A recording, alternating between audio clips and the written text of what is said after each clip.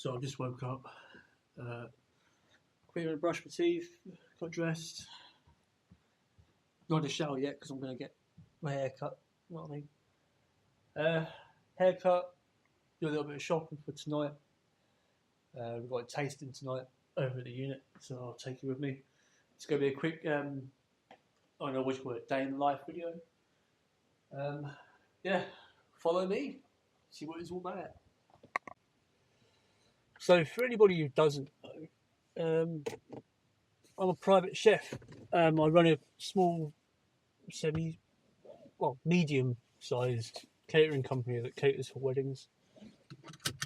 We do private dining and whatnot. But basically, it's a chef for hire for regular people.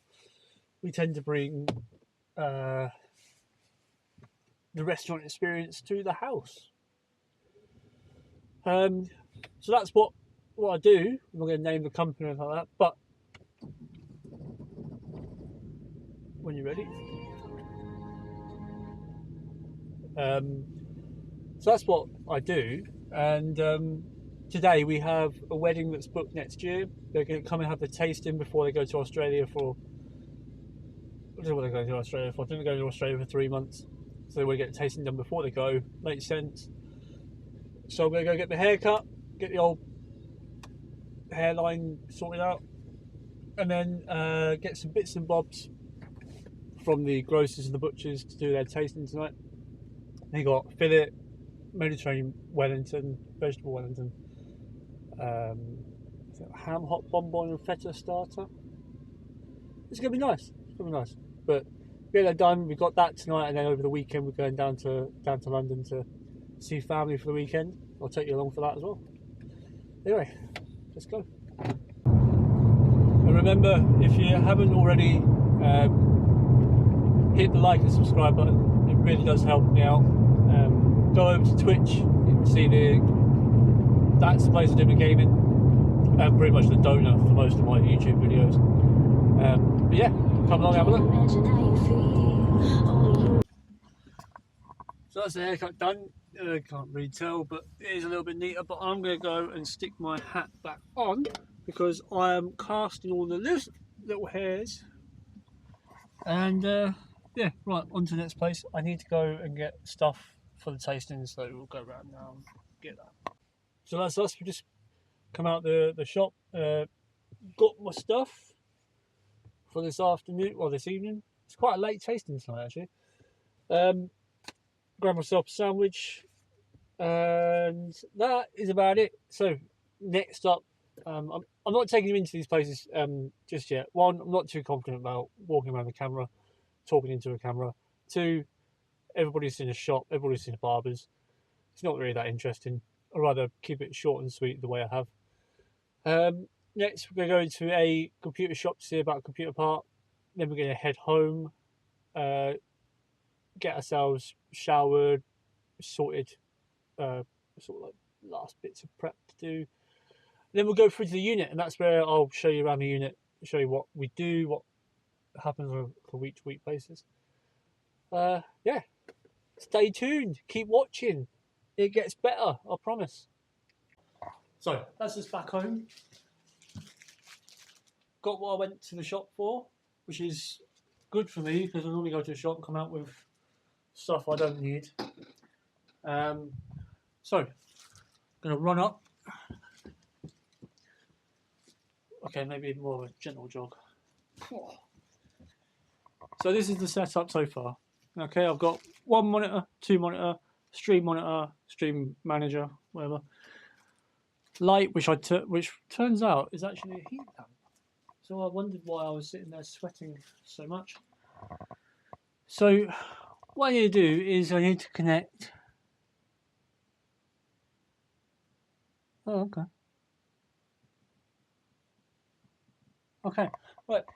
I have just found something out. I'm going to go and sort that. I'll be right back.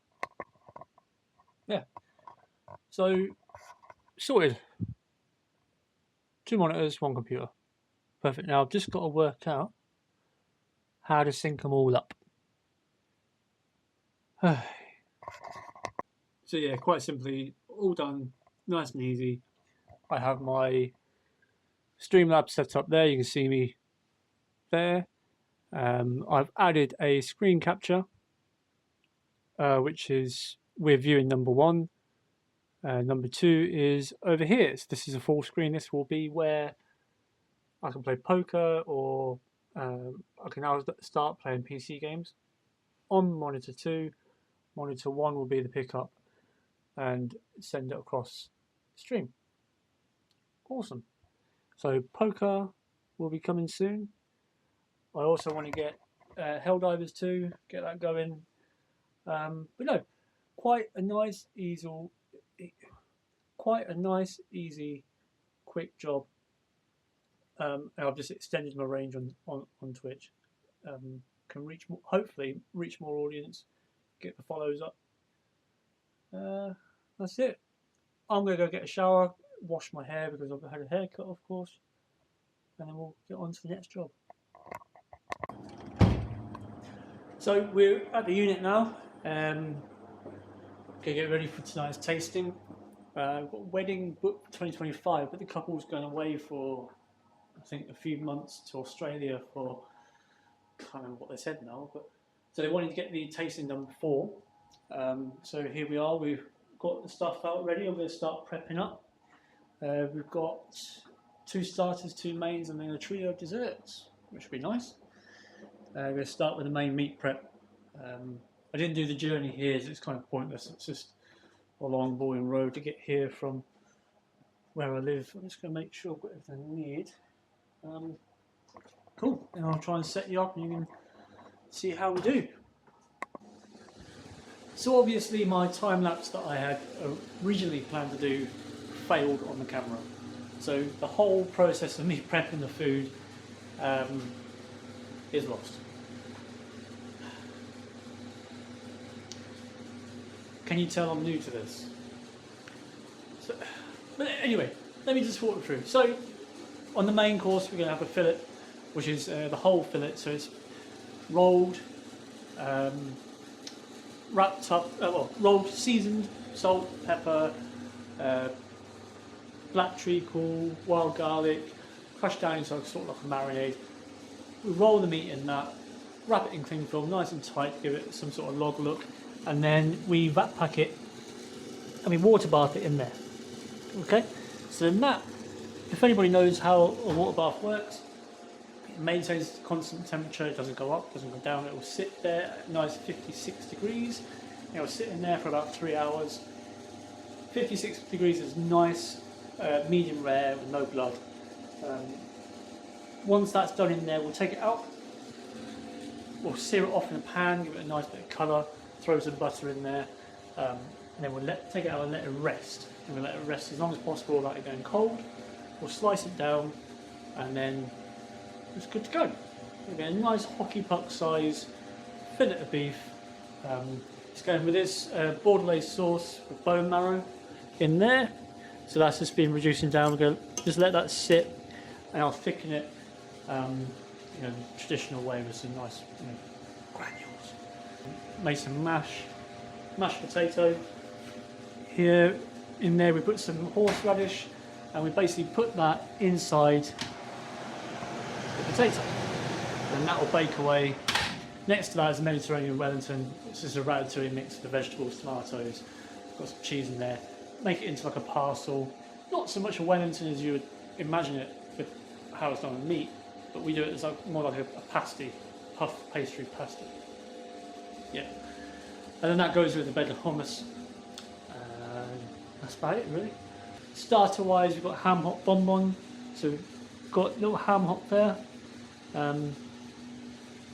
So ham shank with the bone on, we boil that away, let it boil for a while until the meat falls away. You take that meat, we'll use some of the liquor from the boiling stock, and we just pull it and tear it apart and make sure that it's nice and malleable to make into a ball.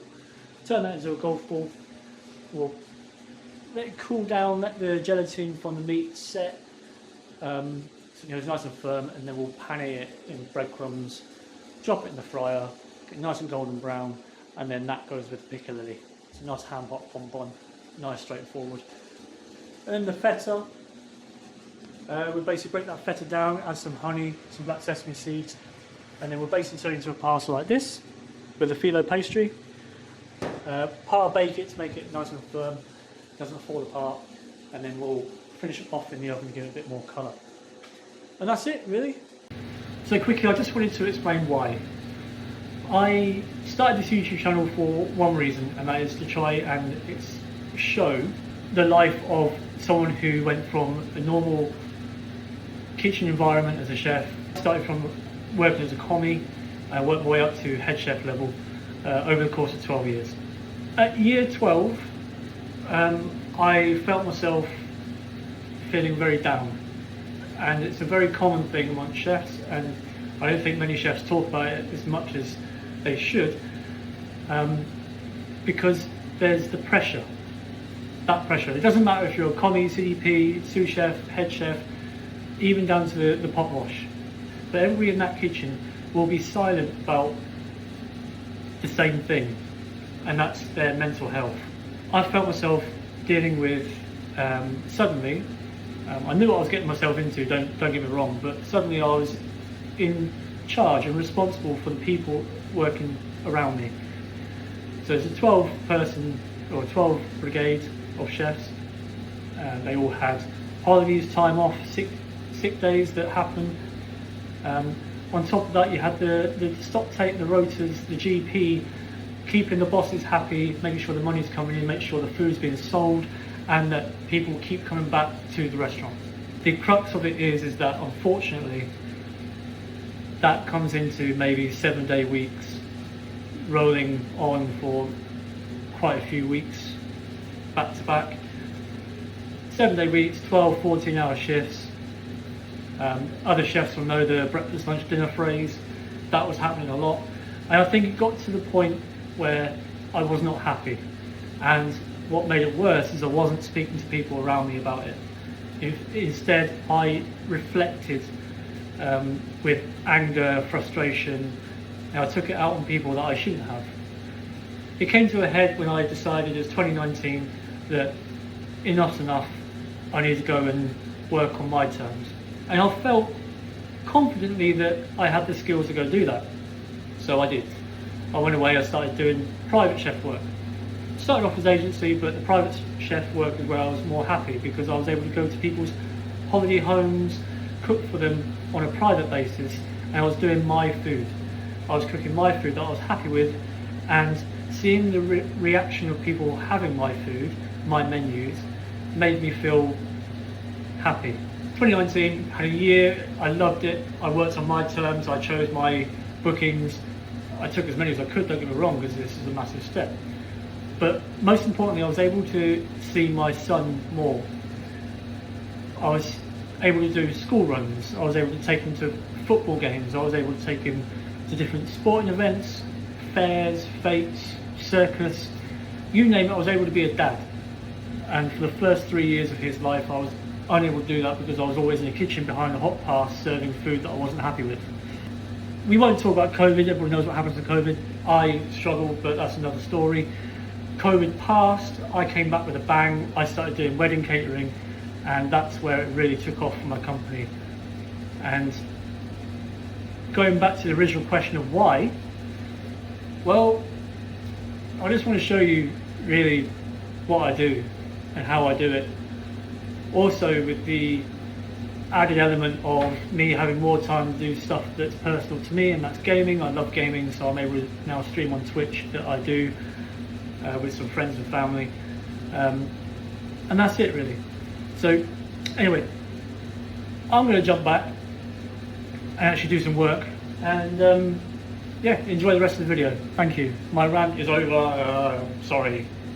Quick tour, my storeroom, sink, kitchen, front door, CCTV in, never mind, upstairs, you don't want to see up there, it's just terrible up there, you don't want to see that. And then, tasting table. On a side note, something I didn't mention before, on my why segment, why I started doing this. Mental health, you've heard it in other videos. I'm no specialist. I've just happened to be very fortunate to deal with a problem at the right time. I think if I didn't, things would have got a lot worse. So I dealt with it. If you're a chef and you're in I'd call it a hostile environment, in the sense of just where you work, you know, it's stressful. I know the hours are long, it's a thankless job. The reward is never as much as the stress that you feel on your shoulders on a day-to-day basis. And then to go home and be the family man as well. I couldn't do it, that's why I walked away. I kept hold of the chef part because it meant so much to me. If I can give you any advice, make the changes that you can make, and the things that you can control them. Don't wait until it's too late. Talk to someone, get a hobby, something that's completely separate from that kitchen. Find something that when you've done it, you feel good. And that's really it. But most importantly, just talk to someone. I ain't going to sit and preach about it, because like I say, I was very fortunate enough to never let it get so severe. But I know people who have gone down a very dark road. They take on alcohol, they use drugs, and they on the surface they look good, they look fine, but you can just tell on the inside they're not. And that's a shame. It's not worth it for a job that will replace you and treat you like a number, because that's, at the end of the day, most places, not all of them, but most hospitality environments, that's pretty much what you are. You're a payroll number. Yeah, I just thought I should say that. So that's the tasting done. On our way home now. It's 8:30. Quite a standard day, really. Not really much happened. Bride and groom are happy with the food. Over the moon, in fact. But yeah, I mean that's it. Could go home now. Got to pack a bag. Get ready to drive down to London tomorrow. Going to see parents for a couple of days. Not really much to see today. Just the haircut, where I work, why I do it, and well, that's about it really. Pretty boring, eh? Hopefully the videos will get a bit better, a bit more interesting at least. Please, if you like what you see, throw us a sub, ping that like button, and see you in the next one, as they all say. I need to think of something original, that's for sure. Take care, all the best.